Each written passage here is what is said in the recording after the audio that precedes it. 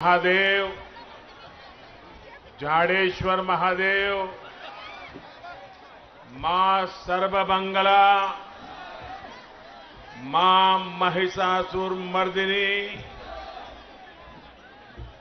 ऐसे अनेक तीर्थ क्षेत्रों की इस धरती, मैं उस धरती और धरती के लोगों को प्रणाम करता हूं। इस धरती ने राष्ट्र सेवा में शहीद खुदीराम बोस, क्रांतिकारी हेमचंद्र कानूनगो, वीरेंद्रनाथ शासमल, निर्मल जीवन घोष, ऐसे अनगिनत क्रांतिकारी दिए। यहां के संथाल आंदोलन ने भारत की आजादी में बहुत अहम भूमिका निभाई है। ये धरती भारत मां के महान सपूत ईश्वर चंद्र विद्यासागर जी की भूमि है। इस भूमि को मां शारदा देवी, रानी रासमोनी, देवी चौधरानी जैसी अनगिनत विभूतियों ने धन्य किया है। कादम्बिनी गांगुली और चंद्रमुखी बासु ने यहां की विलक्षण प्रतिभा का प्रकाश बिखेरा है। इसी क्षेत्र में देश की आजादी के लिए शहीद हुई माता स्वरूपा मातंगिनी हाजरा ने नारी शक्ति का सबसे बड़ा आदर्श प्रस्तुत किया है। मैं इस धरती का वंदन करता हूं। ये मेरा सौभाग्य है कि आज इतनी बड़ी संख्या में आप सभी बीजेपी को आशीर्वाद देने आए हैं। आपका ये उत्साह साफ साफ कह रहा है, बंगाल में इस बार बीजेपी सरकार, बंगाल में इस बार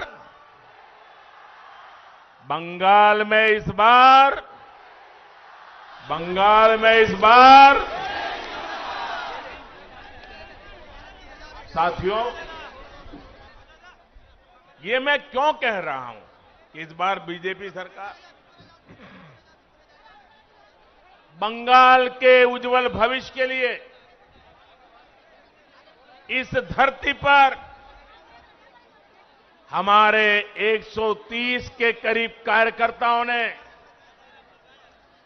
अपना जीवन न्योछावर कर दिया ताकि बंगाल आबाद रहे। मैं ये क्यों कह रहा हूं? मुझे गर्व है, मेरी पार्टी के पास दिलीप घोष जैसे अध्यक्ष है।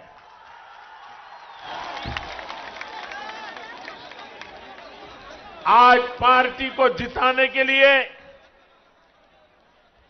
पिछले कई वर्षों से दिलीप घोष न चैन की नींद सोए हैं, न दीदी की धमकियों से डरे हैं। उन पर अनेक हमले हुए, उनको मौत के घाट उतारने की कोशिशें हुई, लेकिन वह बंगाल के उज्जवल भविष्य का प्रण लेकर के चल पड़े और आज पूरे बंगाल में नई ऊर्जा भर रहे हैं। और इसलिए मैं कह रहा हूं कि इस बार बीजेपी सरकार। साथियों, खड़गपुर के इस क्षेत्र में मिनी भारत की झलक मिलती है। भारत की विविधता अलग अलग भाषाओं बोलियों की ताकत यहां देखने को मिलती है। खड़गपुर का इतना लंबा रेलवे प्लेटफॉर्म भारत की पहली आईआईटी इस भूमि का गौरव बढ़ाते हैं। भारतीय रेलवे को मजबूती देने में यहां के लोगों का बहुत बड़ा योगदान रहा है। इस ऐतिहासिक भूमि पर मैं आप लोगों को असोल परिवर्तन का विश्वास दिलाने आया हूं। असोल परिवर्तन। आपने कांग्रेस के कारनामे देखे हैं,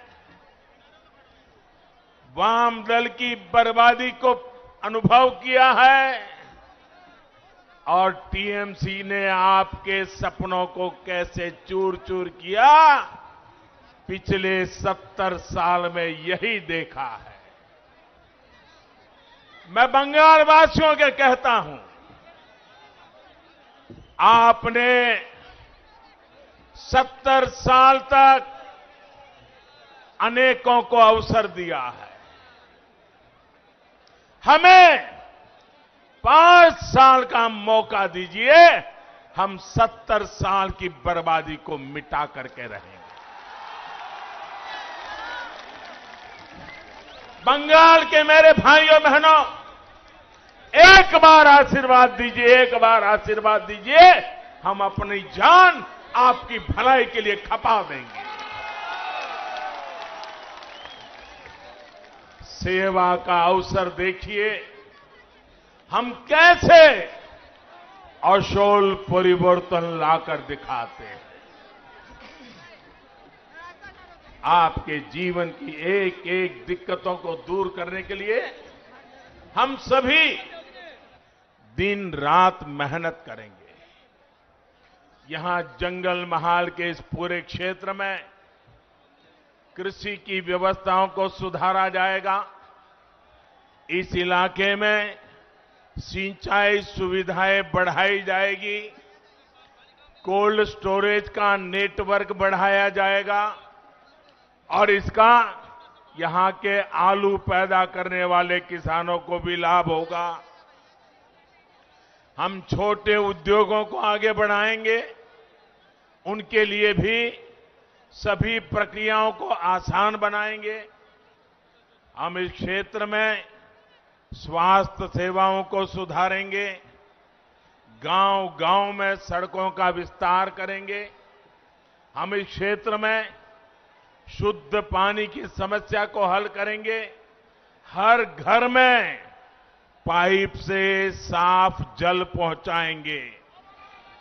हम आदिवासी वनवासी संस्कृति की रक्षा के साथ उनकी भाषा, उनके गौरव को एक नई ऊंचाई देने के लिए प्रतिबद्ध है।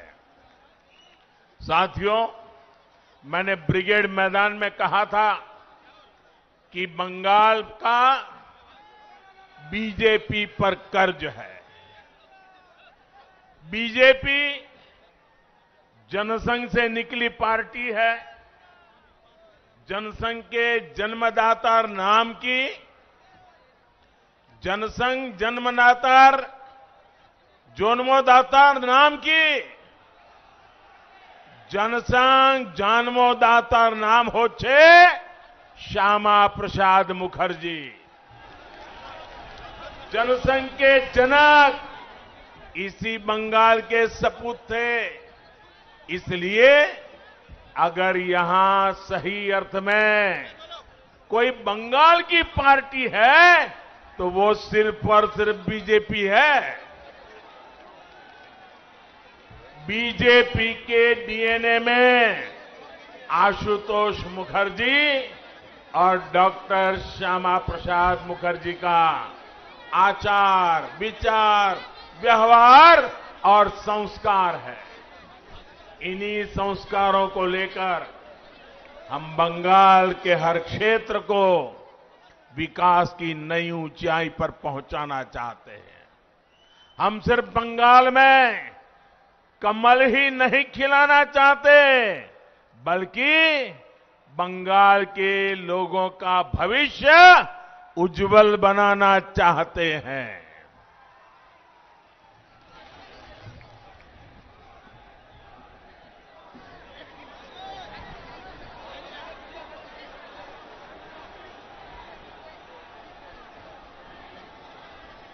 साथियों,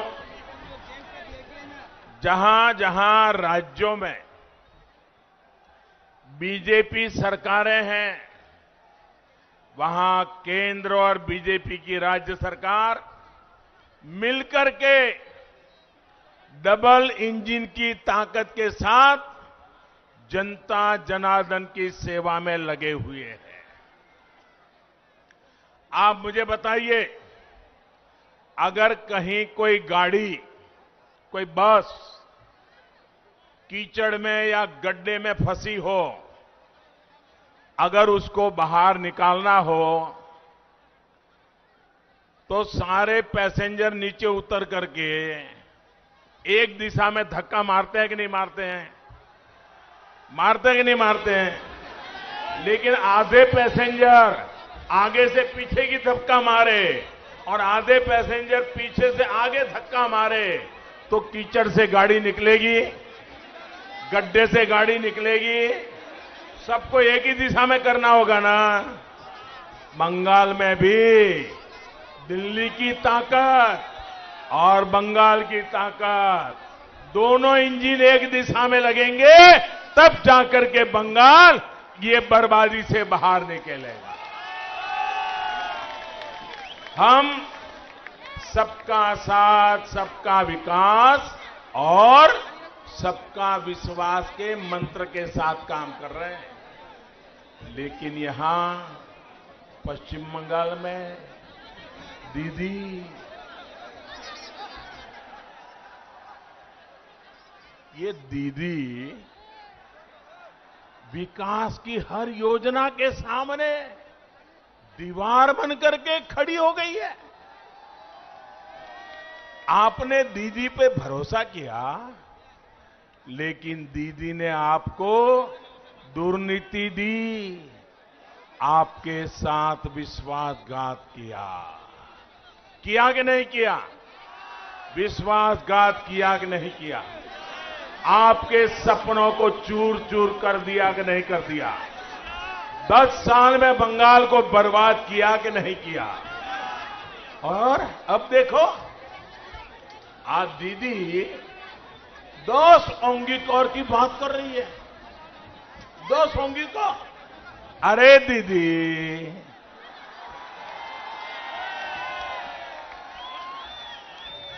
बंगाल के लोगों ने आपको 10 साल सेवा का अवसर दिया था, लेकिन आपने उन्हें लूट मार से भरे 10 साल दिए।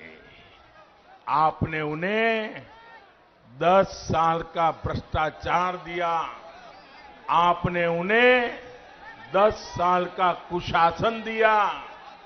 साथियों, आप मुझे बताइए, यहां केंदू पत्ता बेचने के लिए भी कट मनी देना पड़ता है या नहीं देना पड़ता है? कट मनी देना पड़ता है कि नहीं देना पड़ता है? आदिवासियों को भी देना पड़ता है कि नहीं देना पड़ता है? गरीब को भी देना पड़ता है कि नहीं देना पड़ता है? मजदूर को भी देना पड़ता है कि नहीं पड़ता है? बंगाल में ये कट मनी का सिस्टम बंद होना चाहिए कि नहीं होना चाहिए? ये बर्बादी जानी चाहिए कि नहीं जानी चाहिए? साथियों, आप में से कुछ लोगों को शायद पता होगा,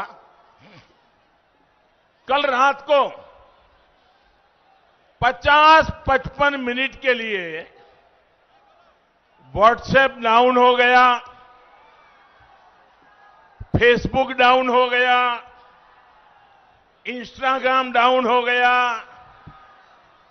लोग अधीर हो गए, चिंता में पड़ गए।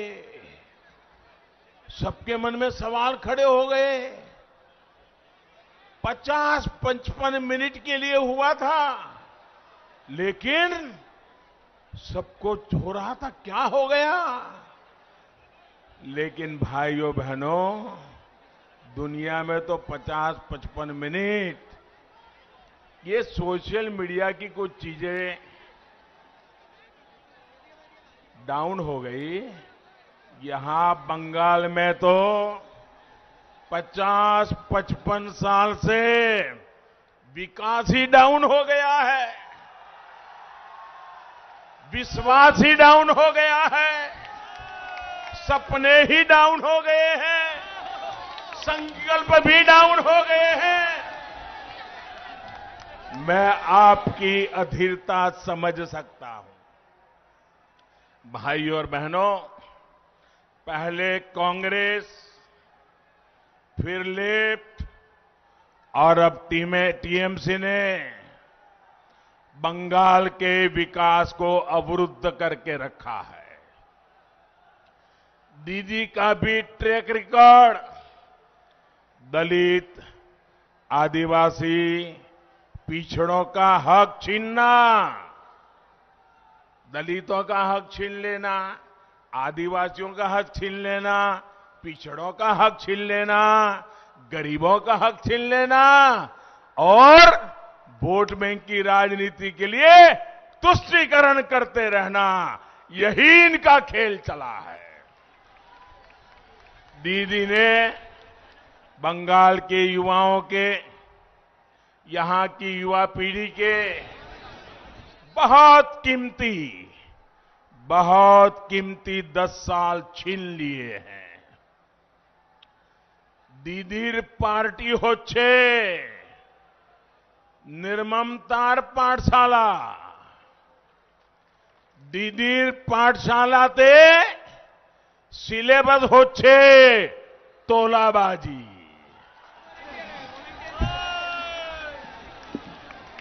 दीदीर पाठशालाते सिलेबस होच्छे कटमनी। दीदीर पाठशालाते सिलेबस होच्छे सिंडिकेट। दीदीर पाठशालात उत्पीड़ने ट्रेनिंग देवा होय, आराजो को तो ट्रेनिंग देवा होय। साथियों, आज पश्चिम बंगाल में शिक्षा की क्या स्थिति है, एक खड़गपुर के लोग बहुत भली भांति जानते हैं। शिक्षक भर्ती के नाम पर यहां का युवा कोर्ट कचहरी के चक्कर लगाने के लिए मजबूर है। भर्तियों के लिए जो बोर्ड, जो कमीशन बनाए गए, उन्हें भी टीएमसी काडर के हवाले कर दिया गया है। बहनों और भाइयों, शिक्षा को लेकर दीदी और उनकी पार्टी की सोच का एक और उदाहरण आज मैं आपको देता हूं। हमारे देश में 3.5 दशक के बाद, यानी करीब 35 साल के बाद नई राष्ट्रीय शिक्षा नीति लाई गई है। पूरे हिंदुस्तान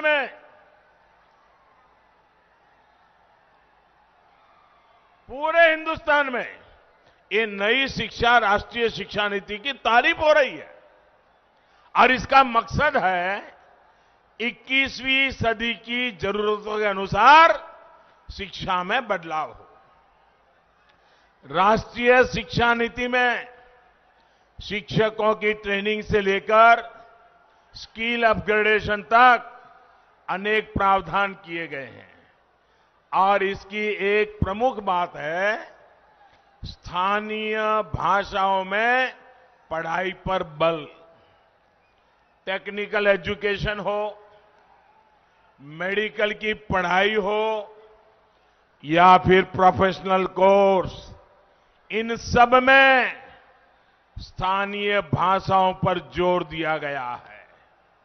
हम चाहते हैं कि गांव और गरीब का बच्चा और भी आसानी से डॉक्टर, इंजीनियर, मैनेजर, किसी कंपनी का सीईओ बन सके। आप मुझे बताइए भैया, गरीब का बच्चा भी डॉक्टर बनना चाहिए कि नहीं बनना चाहिए? गरीब का बच्चा भी इंजीनियर होना चाहिए कि नहीं होना चाहिए? गरीब की बेटी भी अपने सपने पूरे कर सके, ऐसी व्यवस्था होनी चाहिए कि नहीं होनी चाहिए? लेकिन भाषा के कारण उसके सपने चूर चूर हो जाते हैं। हमने कहा है गरीब का बच्चा भी डॉक्टर बन सके, उसलिए उसकी भाषा में हम पढ़ाएंगे और उसको डॉक्टर बनाएंगे। लेकिन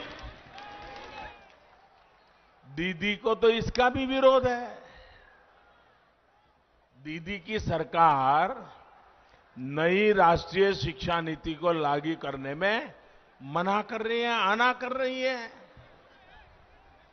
दीदी को पश्चिम बंगाल के लाखों युवाओं के भविष्य की, उनके कैरियर की कोई चिंता नहीं है।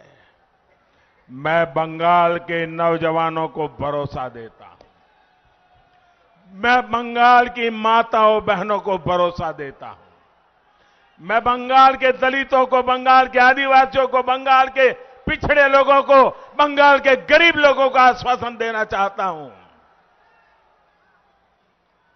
अब दीदी को बंगाल के युवाओं के भविष्य के साथ नहीं खेलने दिया जाएगा। वो कहती रहे खेला होवे,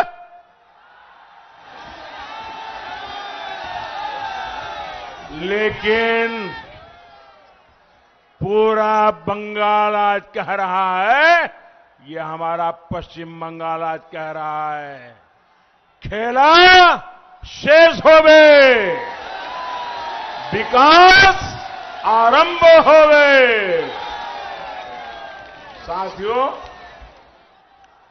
आज दीदी से पश्चिम बंगाल के लोग 10 साल का हिसाब मांग रहे हैं, लेकिन जवाब देने के बजाय दीदी उन पर अत्याचार कर रही है। आज हर बंगालवासी कह रहा है, दीदी के तो बोलछी किंतु उन्हीं सुनेच्छन ना। अम्फान चक्रवात का हिसाब मांगो तो दीदी को गुस्सा, राशन के चावल की चोरी का जवाब मांगो तो जेल में डाल देती है, कोयला घोटाले पर जवाब मांगो तो पुलिस से डंडे मरवाती है, चाकरी पर जवाब मांगो तो घर जला दिया जाता है। साथियों, आज बंगाल का गरीब पूछ रहा है कि उसको आयुष्मान भारत के तहत मुफ्त इलाज की सुविधा का लाभ क्यों नहीं मिलता। आज बंगाल का किसान पूछ रहा है, उसको किसान सम्मान निधि के हजारों रुपए क्यों नहीं मिले। शहरों में रेहड़ी ठेला चलाने वाले गरीब पूछ रहा है कि उनको पीएम स्वनिधि के तहत आर्थिक मदद सही से क्यों नहीं मिली। आज बंगाल की बहनें पूछ रही हैं कि हर घर जल पहुंचाने के लिए टीएमसी सरकार को जो पैसा दिया था, दिल्ली से पैसा भेजा था, वो पैसा तिजोरी में रख करके क्यों बैठ गई। आज बंगाल का गरीब पूछ रहा है, क्यों ममता सरकार ने लाखों गरीबों को पक्के घर से वंचित रखा। केंद्र सरकार की तरफ से बीते वर्षों में बंगाल के लिए 33 लाख पक्के घर स्वीकृत किए गए हैं। इनमें से लाखों घर अब भी पूरे नहीं हो पाए। दीदी को लगता है कि इन सब योजनाओं का फायदा अगर लोगों को होगा तो लोग मोदी को आशीर्वाद देंगे। अरे दीदी, आपको मोदी को क्रेडिट नहीं देना था तो मत दीजिए, लेकिन अपने गरीब के पेट पर लात क्यों मारी? आपने रेहड़ी पटरी वालों के पेट पर लात क्यों मारी? बहनों और भाइयों, गरीब का जीवन तब सुधरता है जब जीवन और कारोबार दोनों सरल होता है, रोजगार के अवसर बनते हैं। खड़गपुर सहित पश्चिम बंगाल के अनेक शहरों में आत्मनिर्भर भारत के महत्वपूर्ण सेंटर बनने की भरपूर संभावनाएं। इन संभावनाओं पर भी टीएमसी सरकार ने लगातार चोट पहुंचाई है, प्रहार किया है। एक तरफ देश निरंतर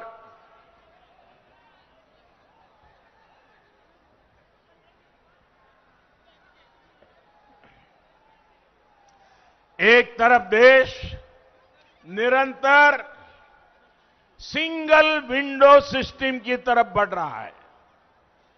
सरकार के अंदर सिंगल विंडो सिस्टम इसलिए ताकि कारोबारी को, उद्यमी को यहां वहां भटकना न पड़े।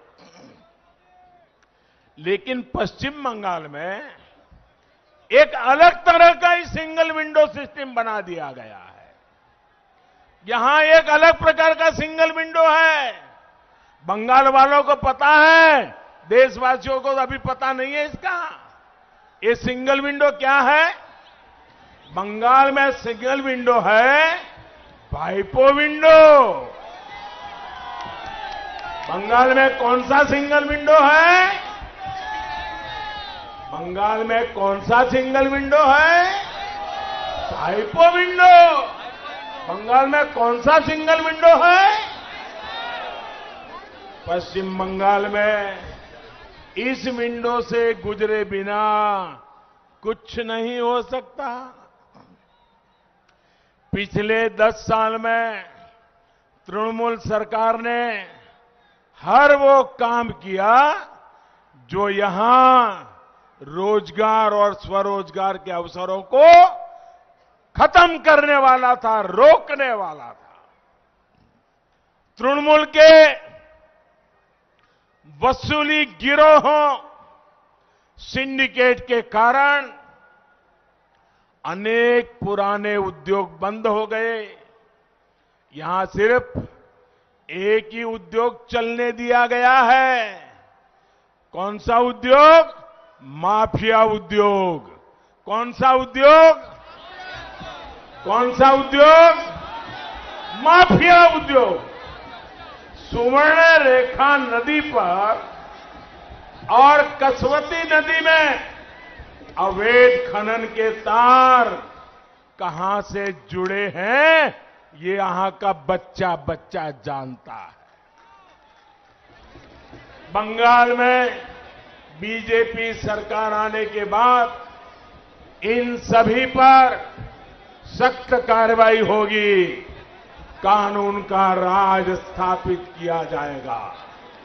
साथियों, बाबा साहब आंबेडकर के बनाए संविधान ने प्रत्येक भारतीय को वोट की आजादी दी है। बाबा साहब आंबेडकर ने हम सभी देशवासियों को ये अनमोल ताकत दी है। लेकिन बंगाल में ममता दीदी वोट करने की आपकी ताकत को छीनती रही है, लूटती रही है।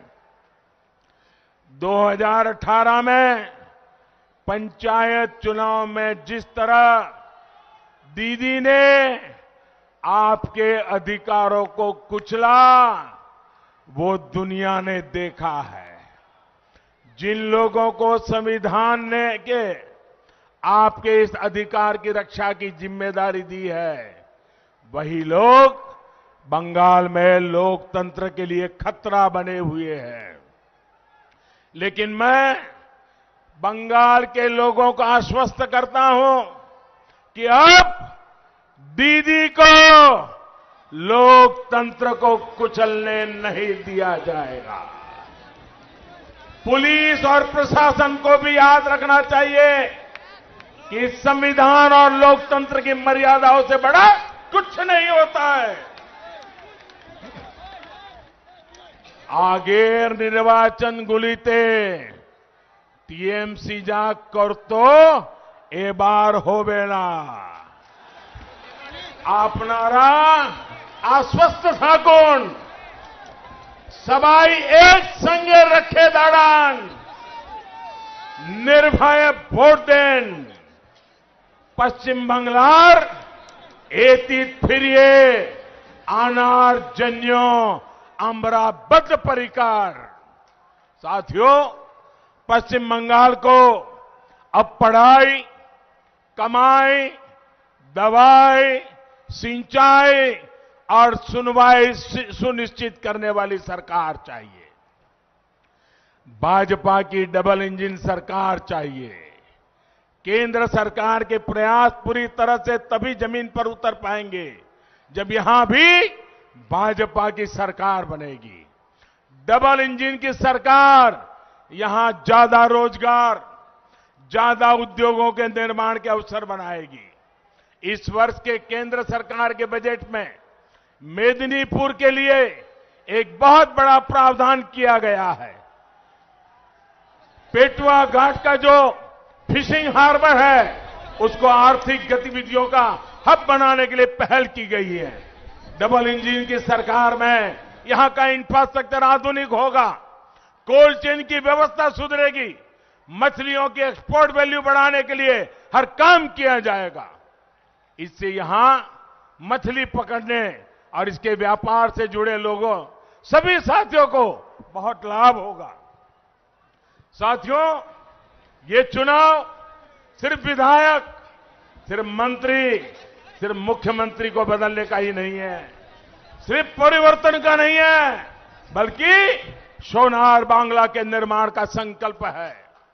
हर बूथ पर भारी संख्या में भाजपा के लिए मतदान हो, ये संकल्प लेकर के हमें यहां से निकलना है। इस बार जोर से छाप, कमल छाप, जोर से छाप, जोर से छाप, जोर से छाप। इस बार भय नहीं, इस बार भय नहीं, सिर्फ जय, सिर्फ जय। पश्चिम बांग्लार मानुषेर जय। कमल छाप पर पड़ा एक एक वोट डबल इंजन सरकार के लिए होगा, सोनार बांग्ला के निर्माण के लिए होगा। इसी विश्वास के साथ आप इतनी बड़ी तादाद में आशीर्वाद देने के लिए आए। मैं हेलीकॉप्टर से यहां आया, पूरे रास्ते पर लोग आशीर्वाद दे रहे थे। मैं आपका बहुत बहुत आभारी हूं और मैं आपके सपने पूरे करके रहूंगा। मेरे साथ बोलिए भारत माता की। दोनों मुट्ठी बंद करके पूरी ताकत से बोलिए भारत माता की, भारत माता की, भारत माता की, भारत माता की, भारत माता की, भारत माता की। बहुत बहुत धन्यवाद।